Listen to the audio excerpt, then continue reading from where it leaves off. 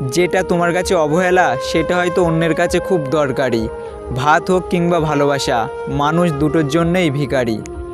বেশি বুঝতে যাস না রে মন, থাক তুই অবুঝ। শুধু জেনে রাখ, বাঁচতে জানলে মরুভূমিটাও সবুজ। যাকে মন থেকে অনেকটা আপন বাবা হয়, তার অবহেলা সহ্য করা সত্যিই খুব কষ্টকর হয়। যে চায় সে পায় না, আর যে পায় সে তার সঠিক মর্যাদা দিতে জানে না। এটাই দুনিয়া। ভালোবাসার মানুষটি দেখতে যেমনই হোক না কেন, পৃথিবীর সব থেকে সুন্দর ব্যক্তিটি কিন্তু সে। জীবন কি অদ্ভুত, তাই না? সারা জীবন লড়াই করে বাঁচতে হয় একদিন মরার জন্য। প্রিয় মানুষটিকে অনলাইন দেখেও তাকে কোনো কল বা SMS না করে থাকাটা সত্যিই ভীষণ কষ্টের।